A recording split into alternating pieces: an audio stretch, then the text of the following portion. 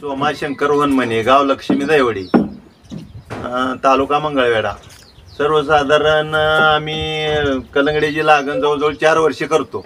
4 वर्षापासून आम्ही असं हे आणतोय, म्हणजे कलंगडी 1 नंबरमध्ये आणतो. सध्या चालू वर्षी काय झालेलं आहे, पावसानं 2 महिने कसला सूर्य दिसला नसल्यामुळं एवढं अतिसंकट शेतीवर आलं होतं. त्या संकटातनं सुद्धा आम्ही घराबारांनी सगळ्यांनी मिळून चांगल्या पद्धतीनं शेती करतोय आणि 1 नंबर शेती. आणि मुलं कशी आहे ती सुशिक्षित बेकार झाली, ती ग्रॅज्युएट होऊन बसली, ती दोन्ही मुलं. काय पर्याय नसल्यामुळं आम्ही या शेतीकडे वळलोय थोडं. आणि शेतीनं आम्हाला भरपूर सहकार्य केलंय.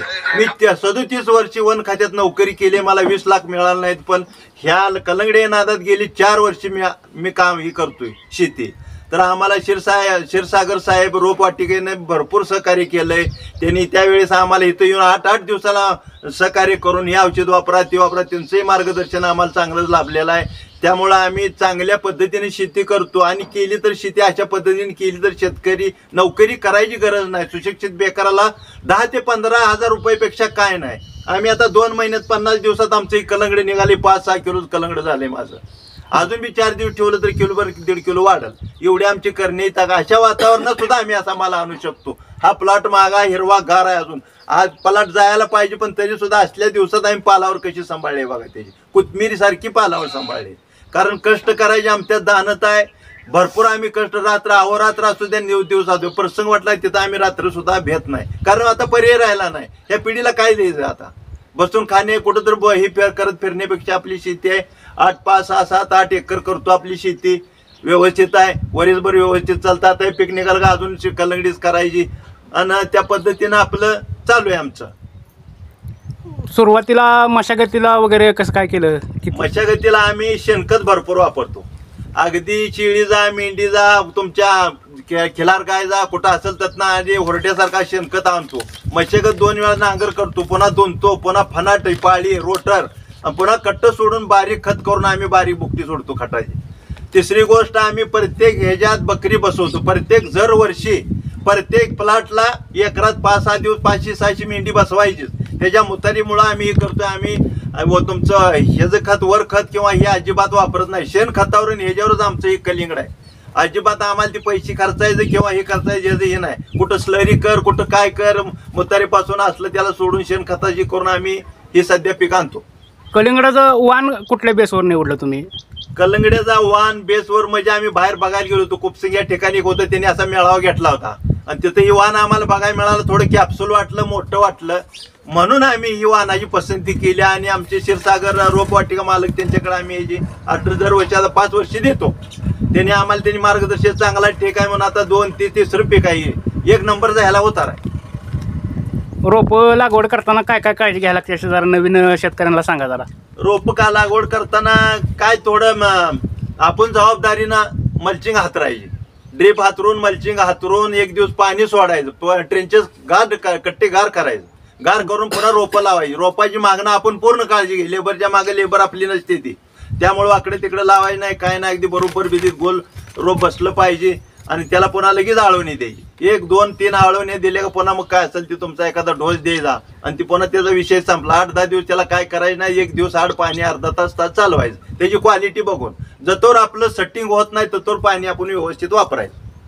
म्हणजे पाणी व्यवस्थापन सगळ्यात महत्वाचं. सगळ्यात पाणी व्यवस्थापन महत्वाचं आहे ह्याला. जर पाणी तुम्ही लई द्यायचं लई मोठं होते म्हणलं तर नाही. त्याच्या क्वालिटी जेव्हा सेटिंग होते, माल 1 किलो जातोय, 2 किलोला किती पाणी सोडावं लागतंय, 4 किलो 5 किलोला काय किती सोडावं लागतं, हे सगळा अभ्यास करून ह्याचंही मार्गदर्शन करावं लागतं. ध्यानात आणून तेव्हा ते होतंय. आता तुमचा माल हार्वेस्टिंगला आलाय, साधारणतः अंदाजे किती माल निघेल? आमचा माल आहे बघा आता जवळजवळ 5.5 एकर. आमच्या माल जवळजवळ 85 ते 90 टन माल निघावा. आमचा 1 नंबर माल निघाव. बाकीचा एक राहिलेला 2 नंबर माल 6-7 टन निघेल एवढ्या माळात. रान आहे जवळजवळ 5.5 एकर रान आहे. 24,000 रोप आहेत. आणि माल सगळा ह्या क्वालिटीचा तुम्हाला दिसणार. ह्याच्यापेक्षा बारीक लई जास्त नाहीच माल. कुठं तरी चुकून बारीक माल आहे ते बी निघेल. बारका कुठं हे व्हायरस आलेला ही ते असलाच, नाहीतर मालच नाही. ही शेती करताना तुम्हाला मित्रमंडळांची साथ कशा पद्धतीने लाभली? काय मित्रमंडळाची साथ म्हणजे मी शेती उभा करण्यापेक्षा बाळासाहेब चंद्रकांत पाटील ही माझे खास दोस्त. आणि सुरुवातीपासून दोस्त म्हणजे काय असं नाही, जोडीदार लहानपणापासून. मग त्यांनी थोडे आमच्या अगोदर मी 5-4 वर्ष कलिंगड करत होती. आमच्यापेक्षाही त्यांना भरपूर ज्ञान. जरी मी मोठा असलो तर ती लहान असली तरी डोक्यानं चांगली असल्यामुळे मी त्यांना जवळ धरून आणि माझं सुरुवातीपासून जी केली बाळासाहेब चेअरमननी सगळ्यात व्यवस्थित प्लॉट आणून दिला. प्रत्येक वेळेला काय झालं का त्यांनी घरातलं काम सोडायचं आणि आपल्यापाशी यायचं. म्हणजे असं त्यांच्या मार्गदर्शनाखाली मला भयानक त्यांचं मार्गदर्शन लाभलंय. आणि कुठल्याही शेतकऱ्यानं मी शहाणा म्हणून एखादं लहान असतो एकामेकाची बुद्धी कोणाला वाटलेली नसती. एखादं लहान असलं तर त्याचा विचार घ्यावा या विचाराचा मी म्हणून हा बाळासाहेब मी कायम कोणी काय सांगलं त्याच्या विचारानं आतापर्यंत 4-5 वर्षी प्लॉट आणतोय मी. माझी अगदी व्यवस्थित चालली. हाही बाळासाहेब पाटलाचं मार्गदर्शन चांगला आहे. त्यांना थोडं त्यातला अनुभव सुरुवातीपासून स्वतःच करत होती. त्याचं जवळजवळ एक 30-40 एकर त्यांचं क्षेत्र जाय जवळजवळ भावाचं.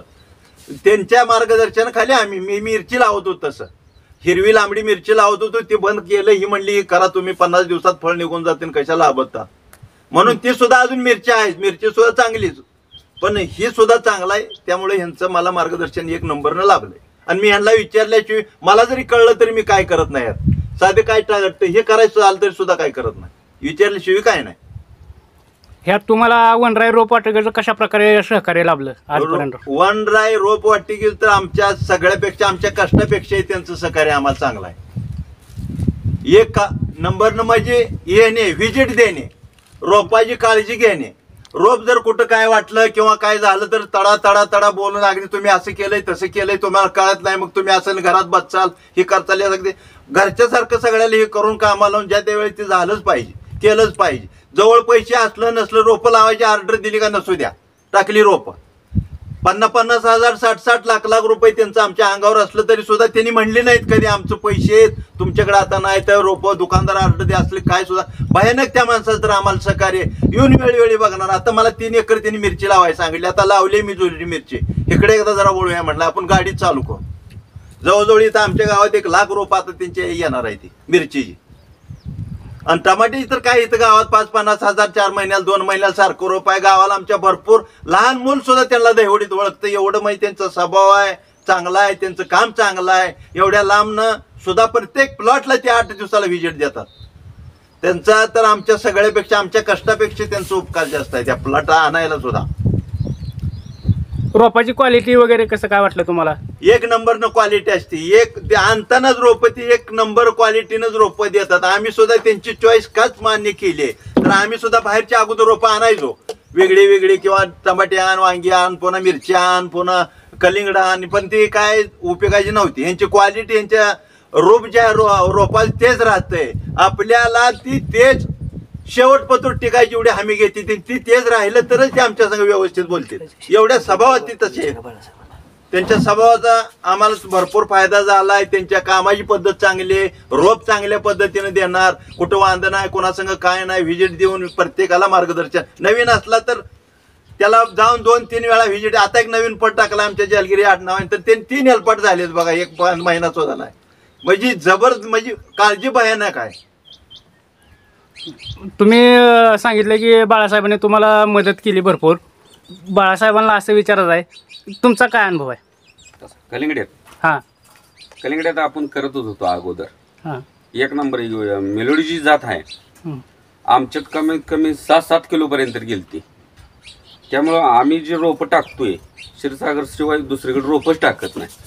1 नंबर जात आणि तीच जात ह्यांना लावायला सांगितली आणि त्यात बदल केला नाही आम्ही.